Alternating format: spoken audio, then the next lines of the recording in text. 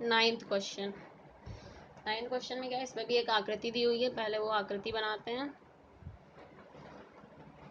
त्रिभुज A B C और ये डी है, ठीक है। इसमें क्या है, आकृति में त्रिभुज ए बी सी की भुजा बी सी पर एक बिंदु डी इस प्रकार स्थित है कि B D upon C D बराबर ए बी अपॉन ए सी। तो हमें क्या सिद्ध करना है, सिद्ध कीजिए कि ए डी कोण बी ए सी का समद्विभाजक है। अच्छा, अब हमें क्या करना है, हमें एक चीज़ दी हुई है, ये चीज़ दी हुई है, ये ज्ञात है, और हमें ये सिद्ध करना है कि ये जो ए डी है ये कोण ए को यानी कि कोण बी ए सी को समद्विभाजित कर रहा है। यानी कि क्या सिद्ध करना है, सिद्ध हमें ये करना है कि कोण बी ए डी बराबर है कोण डी ए सी के, ठीक है, ये सिद्ध करना है। इसके लिए अब क्या करेंगे, सबसे पहले हमें क्या दिया हुआ है, बी डी अनुपात सी डी बराबर ए बी अनुपात ए सी, ठीक है, ये तो हमें दिया हुआ है, ये बराबर है। इसको हम क्या कर सकते हैं, जैसे आप लोगों को पिछली बार याद होगा हम लोगों ने एक क्वेश्चन में रचना की थी, हम क्या करेंगे इसमें भी कुछ रचना करेंगे, ठीक है। बी ए को हम क्या करेंगे, इस तरह बढ़ाएंगे, ई तक इस प्रकार बढ़ाएंगे कि जो ए ई बराबर होगा ए सी होगा, ठीक है। ए सी के बराबर हमने ये ए खींच दिया, ठीक है। अब क्या होगा, अब हम ई सी को मिला देंगे, अब ई सी को मिला दिया। अब चूंकि हमें ये पता हुआ है कि B D upon C D बराबर A B upon A C, A B upon A C पता है, ठीक है।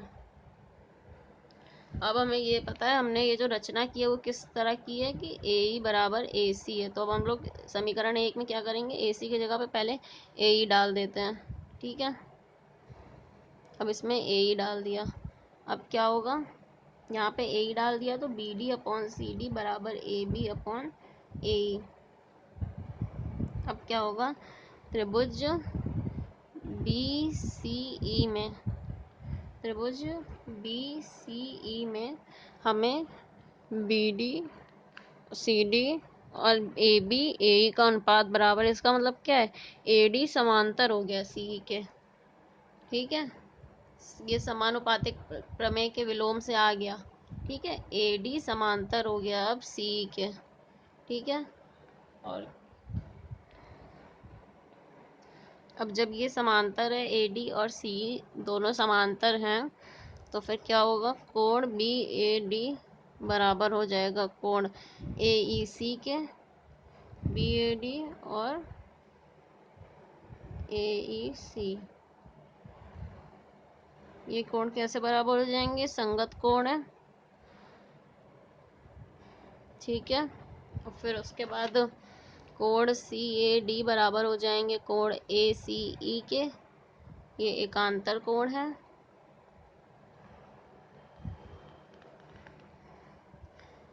तो अब क्या होगा, और ए सी बराबर ए ई तो है ही पहले से, तो फिर क्या है, त्रिभुज,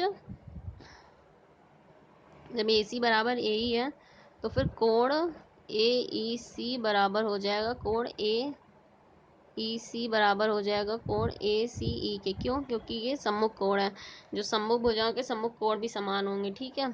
तो अब हमने सबसे पहले क्या किया था, इसको इक्वेशन 1 दिया था, इसको 2 दिया था और इसको 3 दिया था। अब हम 1 और 3 को ध्यान से देखें, 1 और 3 को ध्यान से देखेंगे तो फिर क्या होता है, कोण बी ए डी बराबर कोण ए सी ई, क्योंकि कोण 1 में सॉरी यहाँ पे सी था, बी ए डी बराबर ए ई सी था, संगत कोण ए ई सी, ठीक है।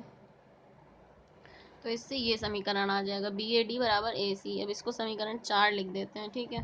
तो अब हमें 2 और 4 से क्या पता चलता है, 2 और 4 से ये हमें क्या पता चला था, 1 और 3 से, ठीक है। अब 2 और 4 से ये हमें पता चला था 1 और 3 से, सॉरी, ठीक है। फिर 2 और 4 से क्या पता चला है, कोण बी ए डी बराबर कोण सी ए डी है, ठीक है। अब क्या हो गया, जब ये दोनों कोण बराबर आ गए, या ये हमें सिद्ध करना था, जब ये दोनों कोण बराबर हो गए, इसका मतलब क्या हो गया कि ए डी कोण बी ए सी का समद्य भाजक है।